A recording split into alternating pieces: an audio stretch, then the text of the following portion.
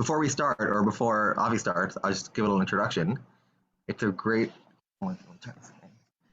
really great privilege to have Avi with us here tonight. To have all of you here tonight, but really great privilege to have Avi teaching here tonight.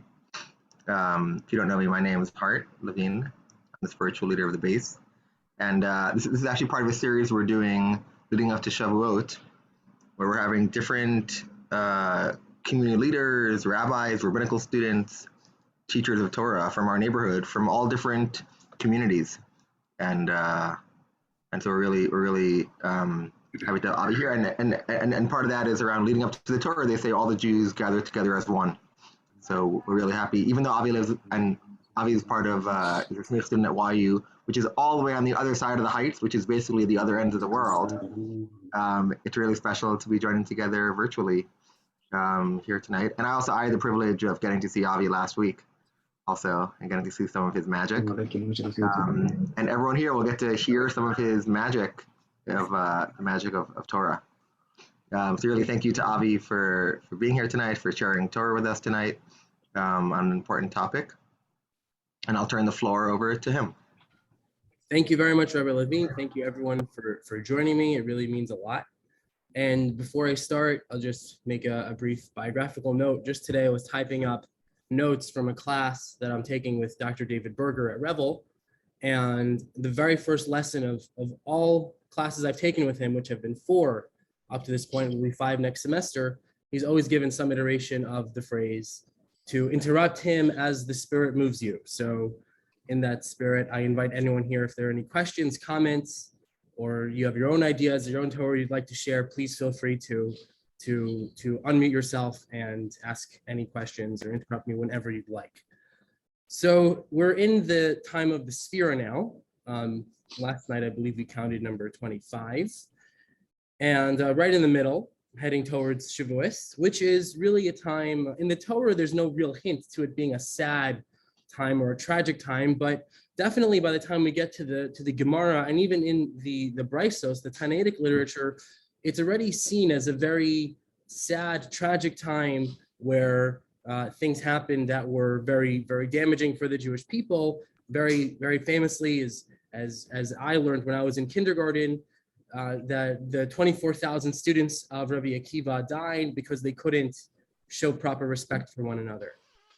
Also, another idea which comes up in the Taz and in a few other places, which is that the Sphira is the time that we commemorate the deaths and the tragedies that happened in Germany and France during the First Crusade in 1096, where Speyer, Worms, and Mainz were completely decimated by the Crusaders heading to Jerusalem to reconquer the Holy Land.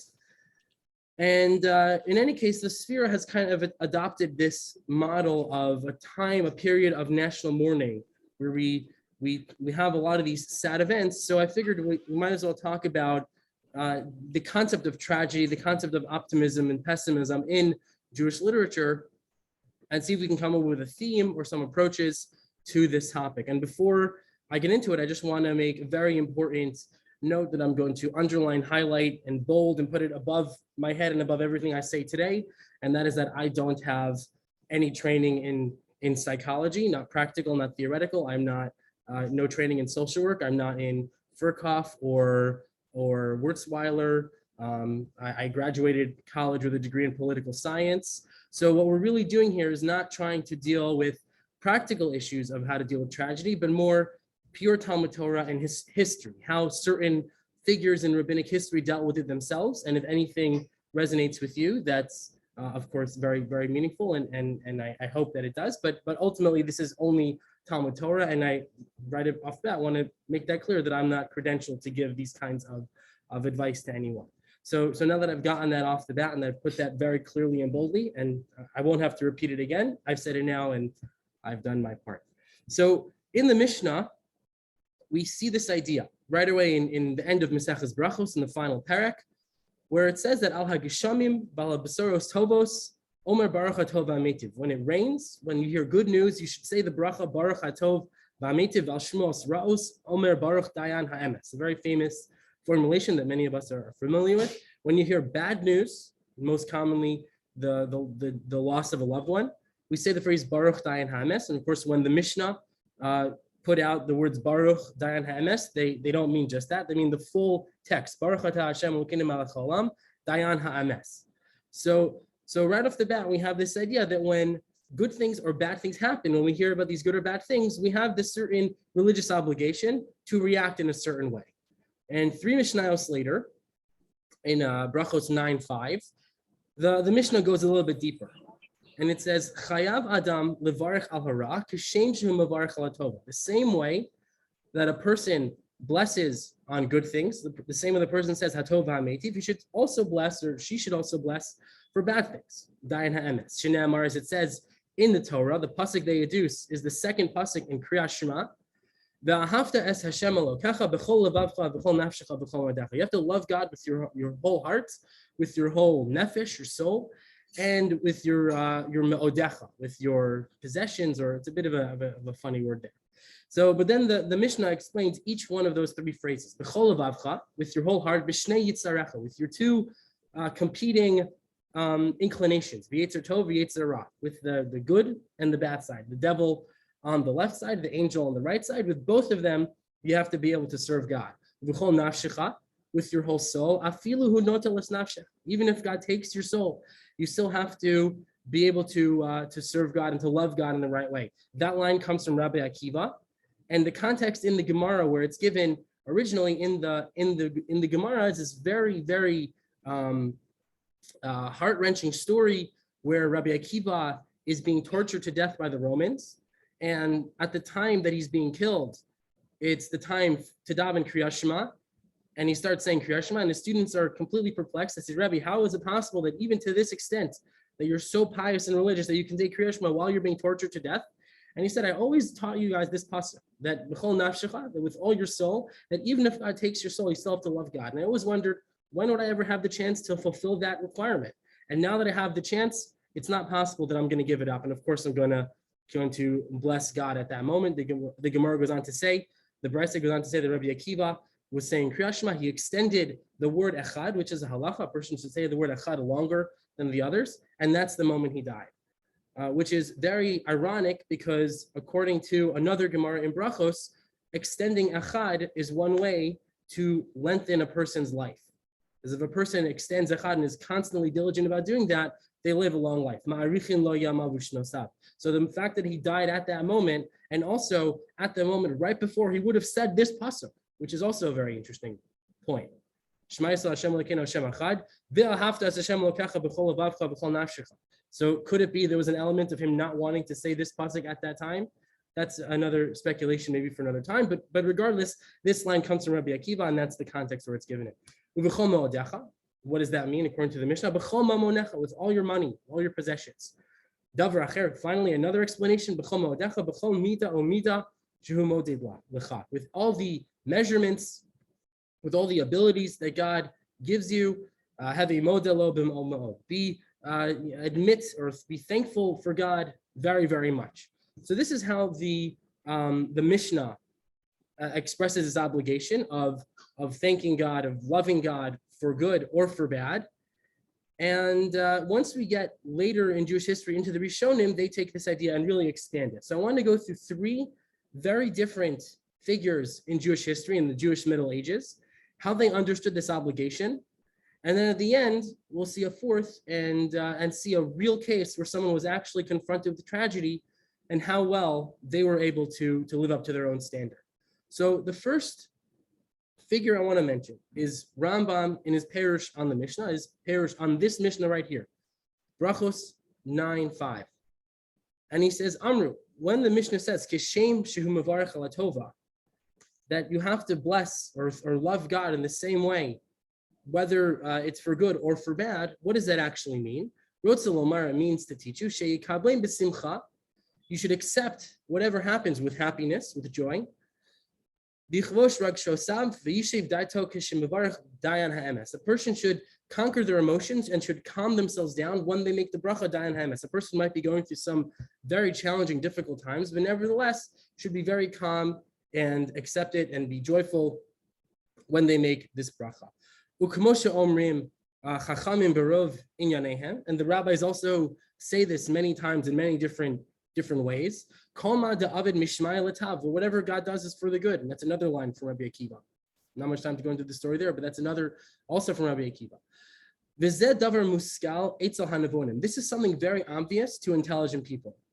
So now Rambam is going to get into this a bit psychologically, a bit philosophically, and is going to paint a picture that I think is really very interesting.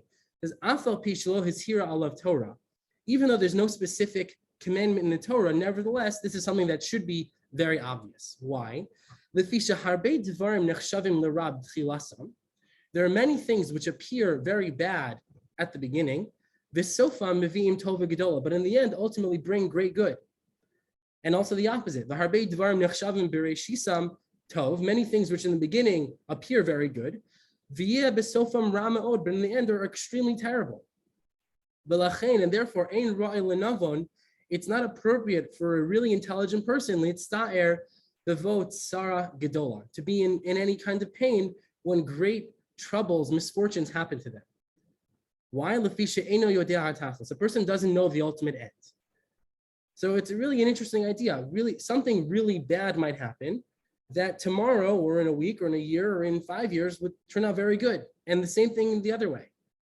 And I'm sure I don't even need to give specific examples. I can think of many from my personal life. I'm sure you can too, that things that appear very good at the beginning are not always so in the end. And the things that appear very bad in the beginning are not necessarily so in the end. Rambam continues, a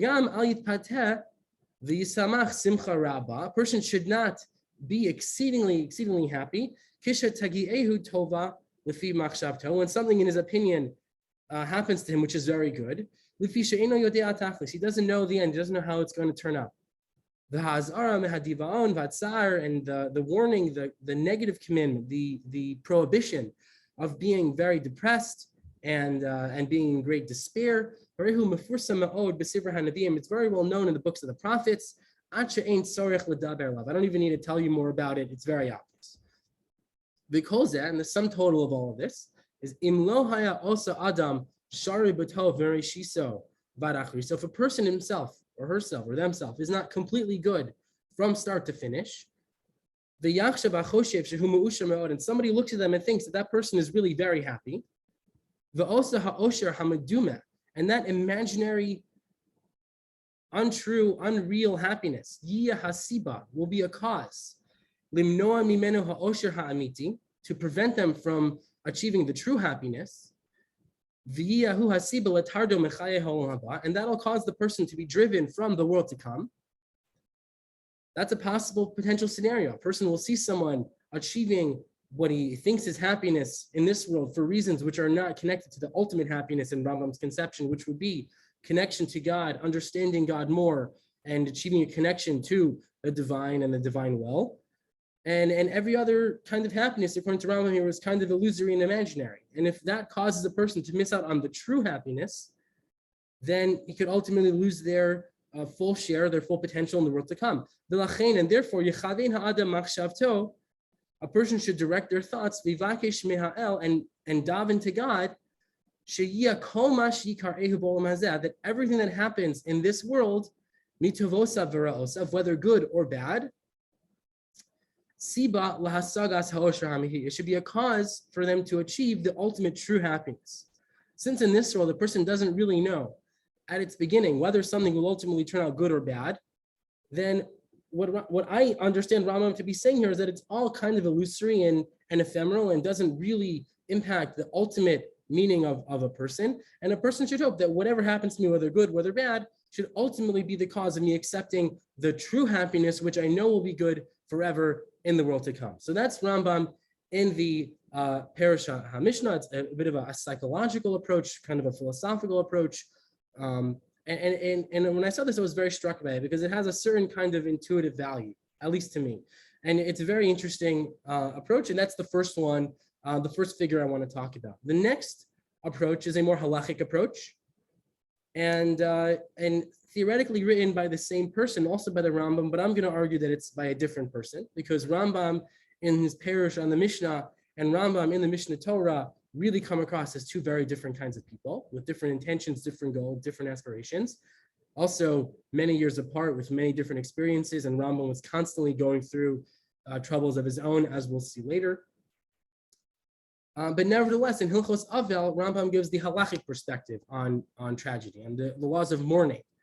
In chapter 13, halacha 10 and 11, he says the following: Ein bochin al hames, yeser mishlosha yamim. We don't, or a person should not cry for a dead relative more than 3 days. Ve'ein maspidin yeser mishiva, and should not eulogize that dead person more than 7 days. So, amurim, what does this refer to? B'shar ha'am, regarding most common people. Aval b'talmidei chachamim, but with a Torah scholar, hakol lefi chachmasan. It's all according to how great their wisdom was. Nevertheless, ve'ein bochin aleihen yoser mishloshim yom. We never cry about anyone for longer than 30 days. 30 days, remember that number. We never cry for longer than 30 days. She'ein lanu gadol mi Moshe Rabbeinu, because no person was ever greater than Moshe Rabbeinu. And in the Torah, it says explicitly that they only cried for Moshe Rabbeinu for 30 days, and that was it.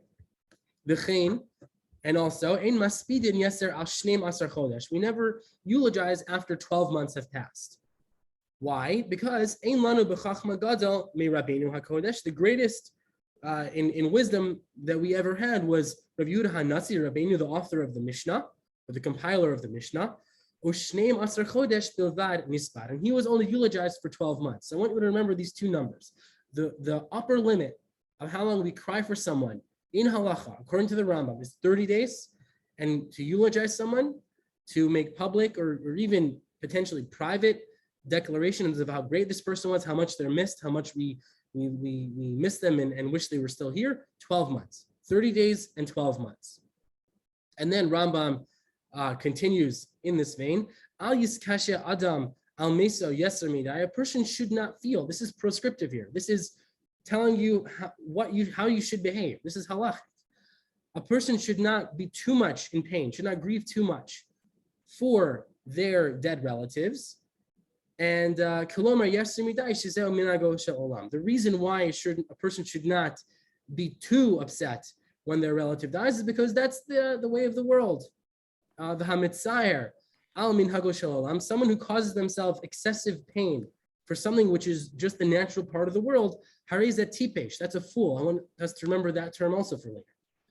That it's foolish to be too upset over something that at the end of the day is just a natural process in the world. Ella ketzad yaseh, but what should a person do? How should a person behave?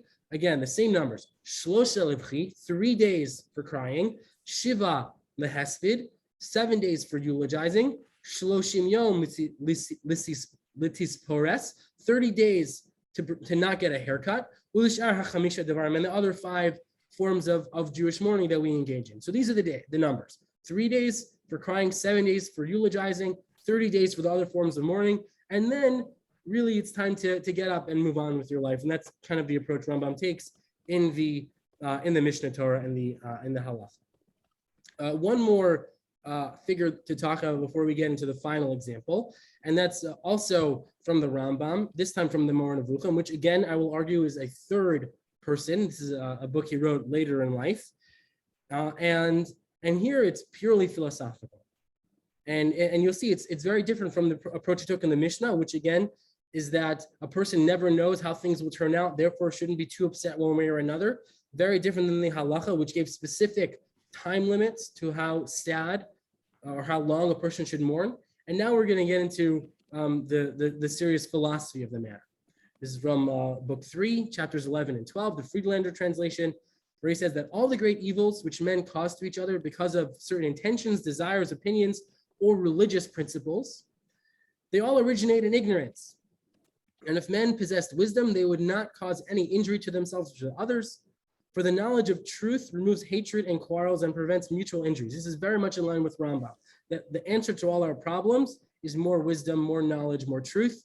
And if people would be more in line with their true rational selves, then a lot of the problems would fall away. Now, in terms of how people react to evil, men frequently think that the evils in the world are more numerous than the good things, that a good thing is found only exceptionally, while evil things are numerous and lasting. The origin of this error is that ignorant men judge the whole universe by examining a single person. For an ignorant man believes that the whole universe only exists for him, as if nothing else required any consideration. it's of great advantage that man should know his situation and not erroneously imagine that the whole universe exists only for him. We hold that the universe exists because the creator wills it so, that mankind is so low in rank as compared with the uppermost portion of the universe. And the numerous evils to which individual persons are exposed are due to the defects existing in the person themselves. People cause their own trouble, Rambam is saying here. We complain and seek relief from our own faults. We suffer from the evils which we, by our own free will, inflict on ourselves and ascribe them to God, who is far from being connected with them. So here God is reacting to a certain kind of religious approach, religious theology, that evil comes from God, or maybe an anti-religious approach, and ultimately saying that really the origin of our pain is not external, but it's internal. We cause it ourselves. So we've seen the three approaches by Rambam. Again, number one, from the Parish Missionaries, when he's a much younger man, he says that we don't know the ultimate cause or the ultimate goal, the ultimate result of good or bad. Something very good might turn out very bad, and something very bad might turn out very good. Therefore, it's not rational. It doesn't make sense to be too upset or too happy when things happen to us in this world. The halachic approach gives us the very practical considerations. 3 days you cry, 7 days you eulogize, 30 days you do the other forms of mourning, and then essentially you get over it, you get up, you move on, you go on with your life. And finally, in the Moreh Nevuchim here, we have Rambam saying that people generally like to blame God for their problems, but ultimately their problems come from themselves, from their own free will. And if only they were more intelligent, if only they had more wisdom, if only they had more knowledge, then they would be less bothered, or they wouldn't be as troubled, they wouldn't have as many problems approach them. Yes. Okay. Hi, I'm Erev Tov. Whoa, this is like fascinating and kind of mind-blowing, and well, I'm like just trying to take it all in. It's possible you like touched on this before. I'm sorry, I came late. I'm kind of troubled by the final piece from the Rambam and the Moreh Nevuchim. I'm trying to kind of make sense of it. It's kind of, I know this is not the right term I want to use, but it's just the one that's coming to mind right now. It kind of rubs me like, kind of, it's all in your head. It's all about the way you're thinking about it. It's not that you've been objectively wrong, but it's just that you're perceiving it this way, and it's about you and your understanding of the situation. And it's hard for me not to see this as a victim blaming, right? And I'm certain that's not what the Rambam is going for. So tell me where I'm going wrong, and help me like figure out where the Rambam is trying to go with this. Yeah, it's a very good question. Is the Rambam victim blaming here? I don't think he's really in that area, if that makes sense. I think he's reacting here to a specific approach to evil where people will blame God for what happens to them, as opposed to examining what they could have done to prevent the situation from devolving into what happened. I mean, at least I find myself that sometimes things happen which were entirely preventable. That if I only knew a little bit more or understood a little bit more about the subject I was going to tackle, or the issue I was going to face, certain problems came up that could entirely have been prevented. And I think Rambam is talking about that. I don't know if I would call this victim blaming exactly. I probably have to think more about the question. It's a very thoughtful question.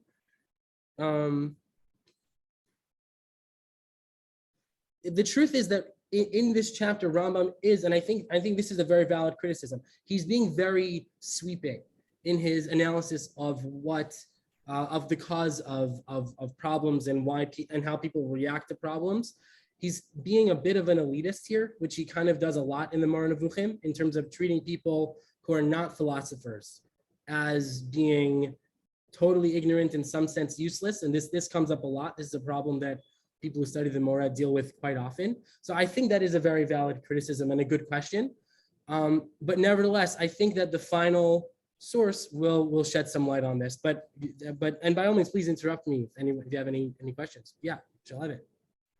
So another question that's, first of all, I appreciate your response, Thank you.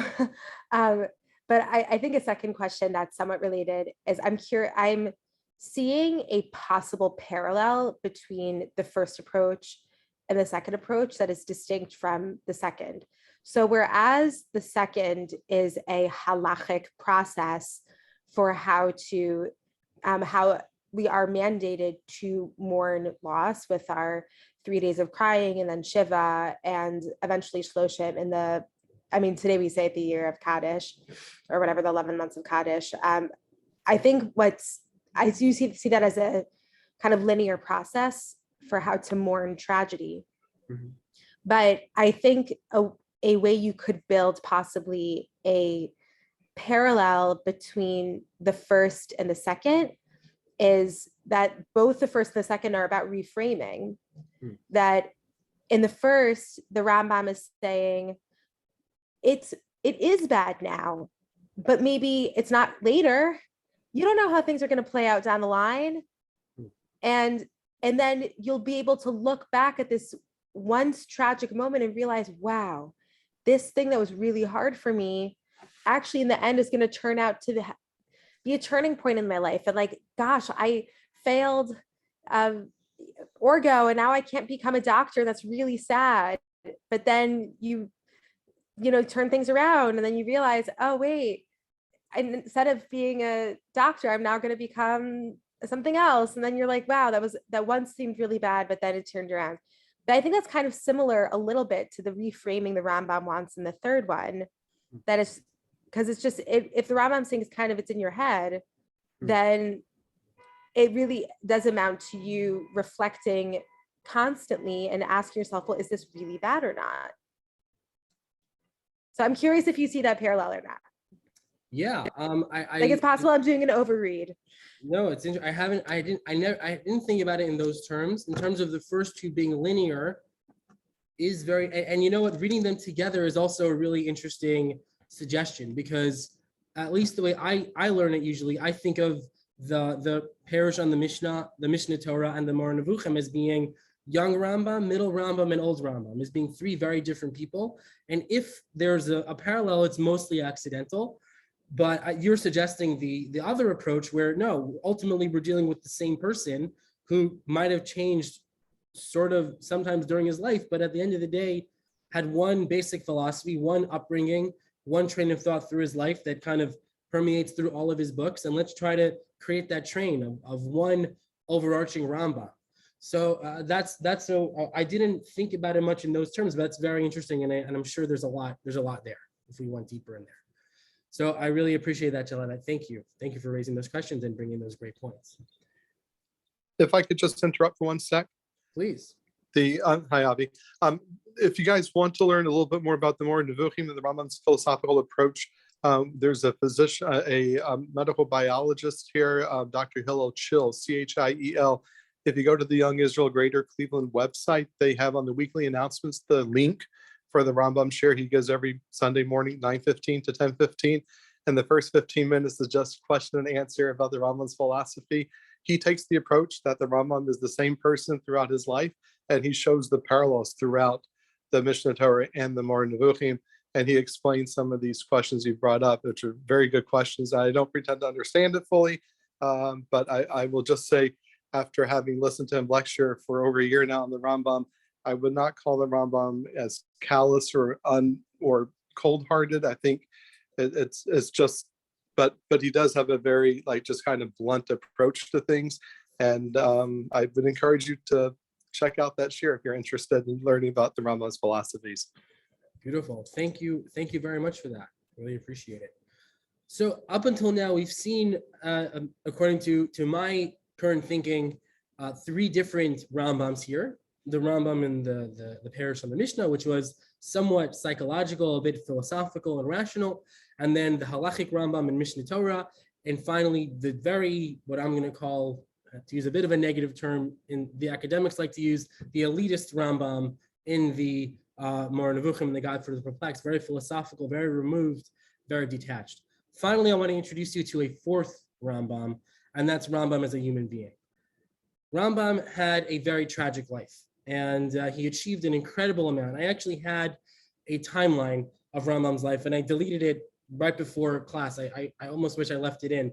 But Rambam went through an unbelievable tragedies in his life.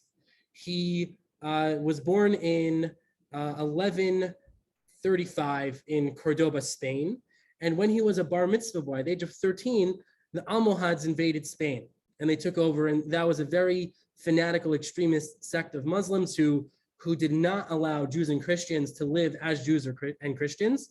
Most of the time, in many places, Jews and Christians were allowed to live in Muslim territories, but the Almohads said everybody must accept the Quran, the sword, or leave. And Rambam's family then went in exile, essentially, for a number of years, and then arrived in Fez, Morocco. A few short years after that, Rambam's teacher was caught being a practicing Jew, and the Almohads put him to death. And Rambam's family said, it's no longer safe for us here, we have to leave. So where do they go? They go to Israel, to Palestine. And in Israel, they are there for a few short months, but really don't have a way to support themselves. There wasn't an infrastructure, there wasn't a real serious community, there weren't a lot of people, and they have lots of troubles in Israel. And they moved from Israel to Egypt. And this is a very troubling fact. In the halachic literature, many later rabbis tried to justify how Rambam could have moved back to Egypt when there's an explicit mitzvah in the Torah to never return to Egypt. But nevertheless, that's where Rambam moves. In Egypt, he has all sorts of problems that happen to him. He has to respond to a false messiah in Yemen who's creating lots of troubles for the Jews there. And he writes his very famous Igeres Teman. Rambam has an extended illness. There are people who report Rambam to the government and attempt to get him killed for crimes against the government. Even though he's allowed to be a Jew in Egypt, nevertheless, he has a lot of these problems. He has a daughter who dies when Rambam was in Egypt. He and many other, and his father died. What a tragic life. An incredibly tragic life. And by the way, during all this time, he's publishing the commentary on the Mishnah. He's publishing the Mishneh Torah. He's working on the Moreh Nevuchim. He's teaching. He has he writes his regimen of how he used to teach students. People used to come to the Rambam not to learn the Mishneh Torah, but to learn the Rif, which to me is really interesting. If I were to go to the Rambam, I'd want to learn nothing but the Mishneh Torah. Like, people come to him, they want to learn the Rif. To me, that's a bit like, I don't know, going to the Vilna Gaon and asking him to learn someone else. And it's very incongruous to me how someone can go to the Rambam and ask to learn the Rif. But nevertheless, he's establishing yeshivas. He's a community leader. At a certain point, he becomes the Nagid in Egypt, which is the chief rabbi, and accepts a lot of communal responsibility. He collects the taxes. So really a very full and rich life. And also he had to deal with the death of his father and other things. So he's really this very larger than life character who to me, not only was multiple people in his books, but really lived the life of many different people. It's almost like Rav Yosef Karo. Rav Yosef Karo wrote his commentary on his Beis Yosef on the Torah. He wrote the Kesef Mishnah on the Mishneh Torah, and he wrote the Shulchan Aruch. Had he written any one of those three works, he would have been cemented forever in Jewish history. But he wrote three. So you're dealing with a person who does the work of three different Rishonim. Plus he has other things, and the Rambam is like that too. Parish on the Mishnah, the Sefer HaMitzvos, the Mishneh Torah, the Moreh Nevuchim, many of his letters, any one of these things would have cemented Rambam forever, but he did all of them. So we're really dealing with a much larger than life person. And now I want to give you a little insight into Rambam as a human being and bring him down a little bit more to level than what we've seen here as a pure halachist, a pure philosopher in the three sources we've seen before. So here we have a letter that Rambam wrote to Rav Yefet Hadayan, who was a person that Rambam met briefly when he lived in Eretz Yisrael. Apparently they became very close. The family of Rambam became very close with this Rav Yefet. And then when they went to Egypt, they hadn't spoken in a very long time. And Rav Yefet writes to Rambam a number of years, almost a decade after leaving Egypt, after leaving Israel. And he asked him the question, I'm a little bit surprised that you never wrote to me. I thought we were friends. Why didn't you ever write to me, contact me, get in touch? Basically saying, I miss you, but the impression you get is he wrote a bit of a harsh letter. I don't know if we have that letter, but Rambam responds to this letter. And this is what he says, and pay attention because this is really important. It says, Hiki'ani Kesavcha hachaviv el nafshi. Your precious letter has arrived to my soul. Vitamhesi alanyanav. I'm very confused by what you wrote in it. Shaharei ata kobel bo alai. You complain against me. Mipnei shelo higdamti lish'ol b'shlomcha. That you're complaining that I've never written to you to ask how you're doing, to seek out your welfare. Miyom shenifradnu me'eretz hatzvi. From the day that I departed from the Eretz hatzvi, from Israel, the day I left Israel, I never once wrote to you. This is what you're complaining against me, Rav Yafet Hadayan. V'lo shalachti lecha ksav, and that I never wrote you any letter. And it's certain that this issue, that this matter that you mentioned, this is a very idiomatic phrase. I'll try to bring it into modern English, and I translate it here as, with all due respect, this is an unfair criticism. That's what I think he's really getting at here. With all due respect, my friend, you're incorrect for blaming me for not writing to you all these years. The ode, and furthermore, after we left Egypt, very few months after that, Meis Abba Mari Zatzal, my father of blessed memory, he passed away. And I received letters of consolation from the ends of the west and from lands of Rome, which were journeys of many months. The journey from Israel to Egypt is a lot shorter than that. But I received letters from many, many months away. But you apparently didn't pay any attention to this. In other words, you're complaining against me that I never wrote to you. I can complain against you. You never wrote to me to comfort me after my father died. I thought we were friends. What happened? So this is Rambam reacting in really a very human way, and I think it's very interesting that we have this letter. And now here's really what I want to get into, the meat on the bone of this letter.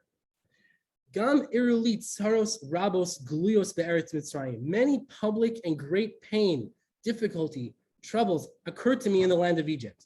Mechalaim, sicknesses, behefsid mamon, I lost lots of money. Ba'amidos mosrim alai lahargeni, the certain informers went to the government to try to kill me. But nevertheless, the hara hagadola sheba'a alai b'achron, the last thing, the great evil, the horrible tragedy that happened to me at the very end, Shehi Ra'a Mikol Ra'a She'avra Alai, which was the greatest, the worst thing that ever happened to me. Miyom Hiyosi Vad Hayom Hazeh, from the day I was born until today. Vehi Patiras Hatzadik Zatzal, it's the death of that righteous person of blessed memory, Shetava Bayam Hodu, who drowned or was drowned in the Indian Ocean. Uviyado Mamon Rav, he had a lot of money with him. Li V'lo V'acherim, my money, his money, money of other people. He left his young daughter and his widow with me. And Rambam here is talking about his brother David, who died, who drowned in the Indian Ocean. And just parenthetically here, I notice we're doing now in Daf Yomi Yevamos. Rambam's brother had a young daughter, but had he not had a young daughter, Rambam was very close to being in an actual Yibum situation, which I think is an interesting biographical fact. And what would have happened had the Rambam actually been presented with a Yibum case? Would he have done Yibum Rachalitza is another interesting question, but nevertheless, that's an aside.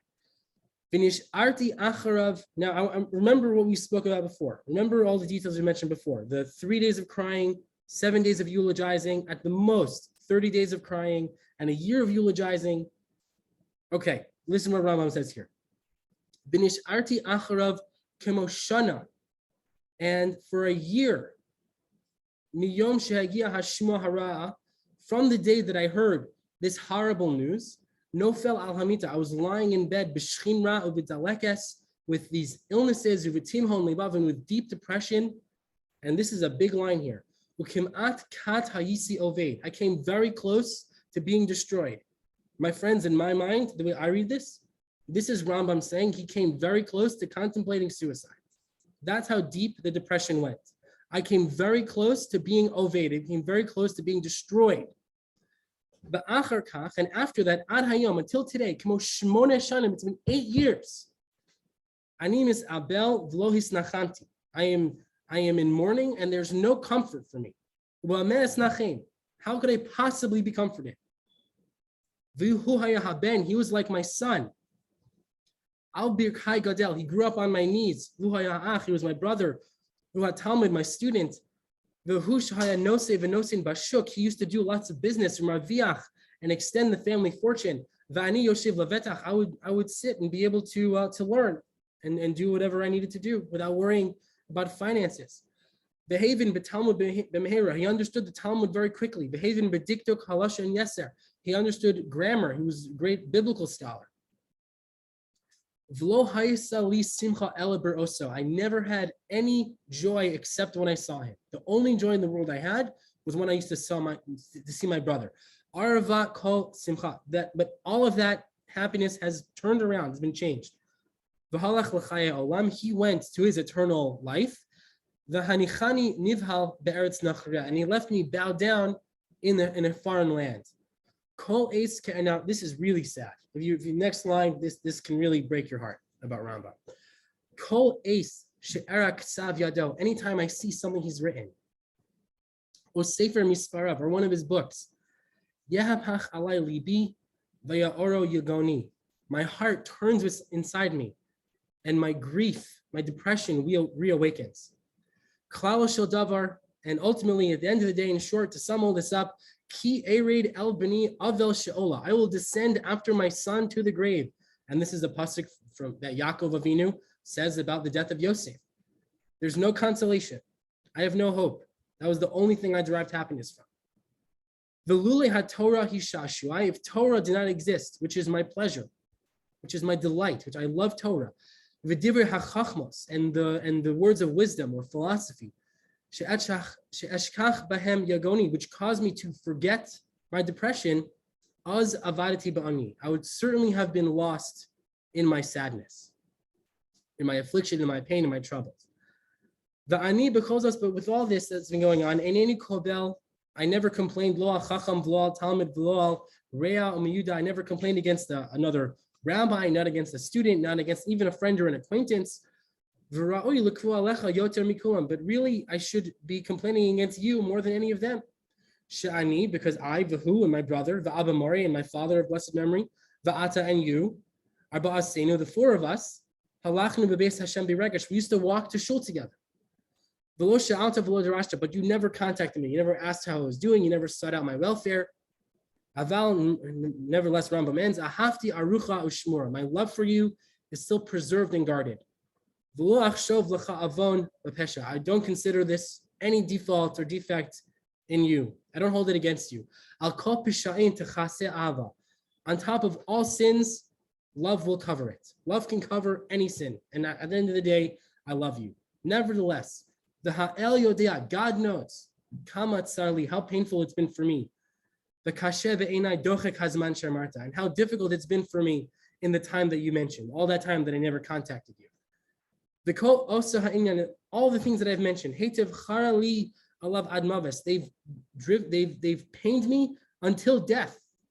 Again, back to that theme of avadati, of nearly being destroyed. Ve'ilu hayisa kan etzli, if you were to come and visit me, hayisa osa imcha karai, I would treat you appropriately. And I would honor you and give you great kavod and with all my strength. So here, and I noticed the chat's been blowing up. There are a lot of things. I'm going to look at that in 1 second.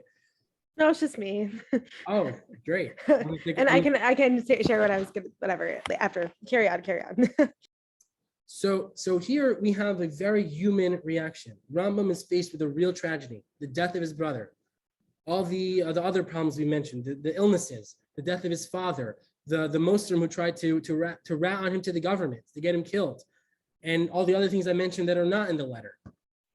And you read this and you think, Rambam, where's the Rambam from the Mishnah who said that, maybe you think this is bad, but maybe ultimately this will turn out good. Or Halacha says you cry for 3 days and then you move on. It's been 8 years. Time to get out of bed, time to be more productive, time to move on. It's not that someone else is coming and imposing these ideas on Rambam. This is what he's writing himself. And nevertheless, when he's faced with a real event, when he's faced with a real incident, a real trouble that happened in his life, all of that flies out the window. I've been sick in bed with depression for a year. It's been 8 years and nothing has been able to calm me. Nothing has been able to make me happy ever since my brother died. And we don't really know, we don't have such an an impassioned emotional letter like this, where Rambam is so revealing about his personal feelings, at least that I'm aware of. But 2 years later after this, Rambam's son, Avraham ben Rambam, was born. And 18 years later, that's when Rambam passed away. But it's possible that once Rambam's son was born, that gave him new hope, new life, and he was able to get on and move on and emotionally reconnect to the happy person that he was before. But nevertheless, the point I wanted to bring out here is that at the end of the day, when we're faced with tragedies, with all the prescriptive elements, with the halachic requirements, with the philosophical approaches, with all the theoretical psychology, at the end of the day, when we're dealing with a real case of tragedy, a real event, a real something really, really negative that happens to us, all of that flies out the window, and that's natural and that's normal. And we see that clearly in the case of the Rambam here. The person himself who wrote those same exact things, the moment something happened to him, he himself couldn't even take his own advice. And to me, there's something very redeeming in that, something very eye-opening, something very healing, in a sense, that when we react to pain, it's all okay and it's all valid and it's all necessary for our own growth and for our own recovery. And there's something really, at the end of the day, with all the things that quote unquote we're supposed to do, that Judaism tells us this is how you should react to pain.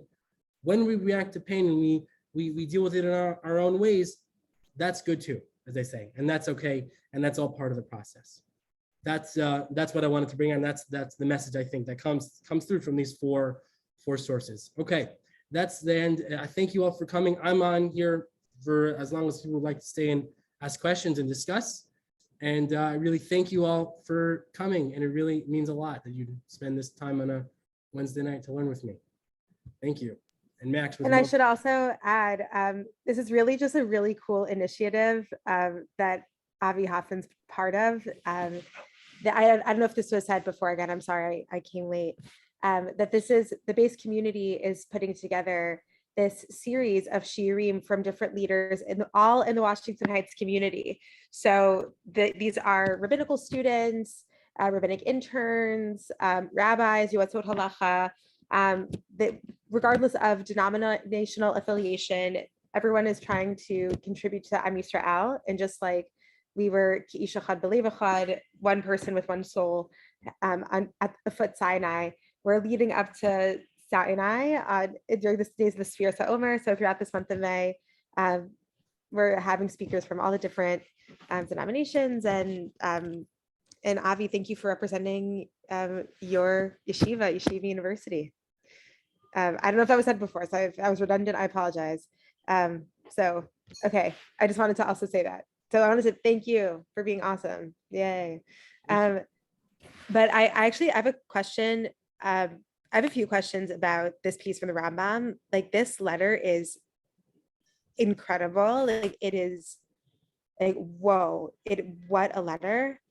I think that the point that you were trying to make with this letter is like this, it gives this like insider glimpse of like the Rambam's emotional experience in a way that we don't otherwise see, because whereas these other texts of like Parish and the Mishnah and the Mishnah Torah and Moreh Nevuchim are theoretical halachic texts, this letter is showing a glimpse of his actual life. And so it's almost like the ideal versus the real. That kind of like, if the Rambam was like living in an ideal vacuum, like the Moreh Nevuchim is how he would do it, but the reality was that it sounds like he was suffering from suicidal ideation, and that he was suffering with like really terrible, debilitating depression. And what got him through was Torah. So I know you were trying to build like this, like ideal versus real. I kind of wonder, like in my imagination, what it would be like, and what it will be like after 120 years. You'll go up to Shemaim and you'll be like, "Hi, Rambam.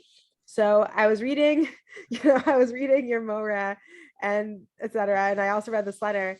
And what happened, like when you realized you had the answer inside of you all along, or like did you like, were you like aware that you had the answer inside of yourself the whole time of like how you could do it? Or was it like, or was it kind of like, I know what I'm supposed to do, but like there's a disconnect between like what I know I'm supposed to do versus what I'm actually doing? So when I you don't know, say like, you had the answer all along, are you referring to Rambam Perish Mishnayos, Rambam Mishneh Torah, or Nevuchim, or Rambam in the Human Letter? I think in the 3 Shitot within the Rambam's life, I guess, of like the Perish Mishnah, the Mishneh Torah, and the Mor Nevuchim, it's almost like Rambam could give himself 3 drachim for how he could console himself when actual trouble came to his life. And I mean, I'm curious, like the letter kind of describes in great detail his pain, but I'm curious like how like Rambam tried to console himself from all these challenges. I don't know. Am I making sense? Yeah. Well, the one clue we have to that in the letter itself is Rambam saying that if I didn't have Torah or Divrei Chachma, which give me some not even consolation, but they divert my attention. They misdirect me from my pain, right? Learning Torah and learning philosophy give me a distraction. They distract me from what I'm going through. So it seems to be that was really the only thing he had going for him at that time, living by himself. I mean, you could imagine Rambam as a very lonely person, right? Most great geniuses are very lonely people because they don't really have many people who they could connect to on their level. And Rambam especially so because he was really straddling 2 worlds. He was straddling the world of Greek philosophy, where the Greek philosophers that he dealt with, mostly in the Muslim world, didn't know any Torah. And the great Torah scholars who he encountered didn't know any philosophy. So no one in either world could, even in the elites of either world, could really understand Rambam. He's a tragic figure even before any of the problems, just for that reason alone, right? So, but in that letter, I think the one thing he's saying that without Torah or philosophy, I would have been totally lost. And that's what pulled me through and got me through this time. For someone else, it might be Netflix. For someone else, it might be going out with friends, to movie nights or whatever, whatever it might be. And of course, I'm sure there are things that are less healthy and things that are more healthy. But I think that's the glimpse we get into Rambam's life over here. I don't know if did I answer your question? Yeah, totally. Yeah, absolutely. The other thing that I was mentioning before in the chat is that the Rambam is definitely lacing all sorts of different like references to like Tanakh and Gemaras and stuff. And like I noticed a few, but I'm sure there are more. I think there's this like the Charali is I think a reference to Yonah Hetav Charalach. Yonah, are you really so angry? And then the Arucha B'chol Ushmara is a fun story. I forgot which Masachet, where Bruria sees a student learning silently. They're learning, but they're whispering. And so then Batshabe, she kicks the student. And then he's like, dude, why'd you kick me? And then Bruria goes, Arucha B'chol Ushmara. The pasuk says that only if you learn Torah with Ramach Ivarim v'Shasav Gidim, if you only speak verbally and use your whole body, then your Torah will be remembered. And so I think that's probably what the Rambam is trying to reference here with the Arucha Ushmara. Beautiful. And there are also a few others at the end. The Torah is my Sha'ashu'ai, is a Sha'ashu'ali. That's from Tehillim. And I did reference the pasuk from Yaakov that I'm gonna Ered the She'olah, right? Is that from? Yeah. Well, I say those 2 examples of the Ered the She'olah and the first one. What was one? I know you just said a second ago. Sha'ashu'ai. Shu'ai. I think the Rambam was like explicitly mentioning, like quoting them and interpreting them. But I think the other ones are just kind of like references, kind of like a mosaic. It's like I'm like dropping a nice thing for you. I don't know. Yeah, thank you. I really appreciate it. Okay, so again, thank you all for coming. I really means a lot that you all showed up. And with that, I wish everyone a good night. And also, I'm going to plug myself. This was plugged by Rabbi Levine and by Shel Hevet, and now I will plug in myself. The base is doing this ongoing series, and I recommend. I don't know how I got on such an illustrious list, but I recommend very highly to check out the other speakers who are going to follow after me. Cool. And also, who said hi? Simcha Geller, hi from Dallas. Appreciate you coming. And Tanya, who I believe left. Thank you, I appreciate that. And thank you everyone else for coming. Thank you.